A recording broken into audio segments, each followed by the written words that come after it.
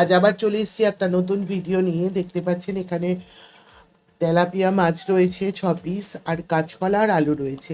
আজকে তেলাপিয়া মাছ দিয়ে আলু কাঁচকলা দিয়ে পাতলা ঝোল করব। দিয়ে দিচ্ছি হাফ চামচ লবণ, দিচ্ছি 1 চামচ হলুদের গুঁড়ো। আর মাছ, আলু আর কাঁচকলাগুলোকে ভালো করে নুন আর হলুদ মেখে নিচ্ছি।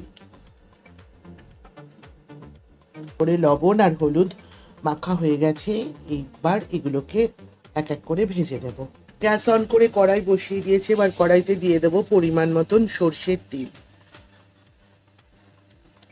তেলটা ভালো করে গরম হয়ে গেছে। এবার মাছগুলো এক এক করে ছেড়ে দিচ্ছি।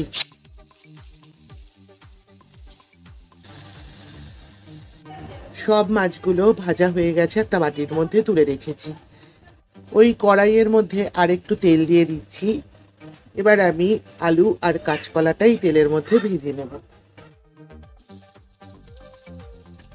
আলু কাঁচকলাটা দুটোই ভালো করে ভাজা হয়ে গেছে। এটাকেও একটা থালার মধ্যে তুলে নেব। ওই তেলের মধ্যেই দিয়ে দিচ্ছি হাফ চামচ কালো জিরে আর দুটো কাঁচা লঙ্কা। কাঁচা লঙ্কা দুটো একটু ভেঙে দিচ্ছি। আপনারা ইচ্ছে করলে এর সাথে আর একটু তেলও মিশিয়ে নিতে পারেন, আমি আর তেল দিচ্ছি না। ফোড়নটা হয়ে গেছে। এবার এর মধ্যে ভেজে রাখা আলু আর কাঁচকলাটা দিয়ে দিচ্ছি এক এক করে। এবার এর মধ্যে এক এক করে দিয়ে দেব ছোট চামচের হাফ চামচ জিরের গুঁড়ো, ছোট চামচের 1 চামচ ধনের গুঁড়ো, দিয়ে দিচ্ছি ছোট চামচের 1 চামচ শুকনো লঙ্কার গুঁড়ো, দিয়ে দিচ্ছি ছোট চামচের 1 চামচ কাশ্মীরি লঙ্কার গুঁড়ো। একটু সামান্য জল দিয়ে এবার মশলাটা ভালো করে আলু আর কাঁচকলার সাথে কষিয়ে নেব।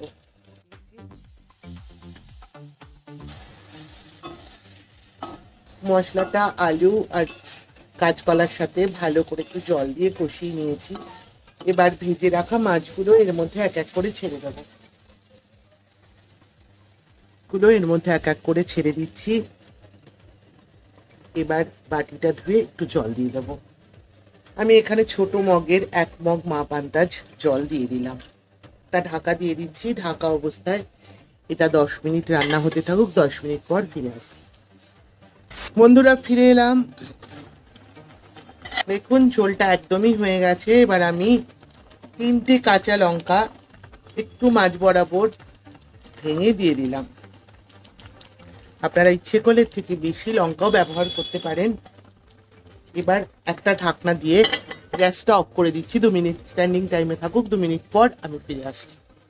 রেডি হয়ে গেল আলু কাঁচকলা দিয়ে তেলাপিয়া মাছের পাতলা ঝোল।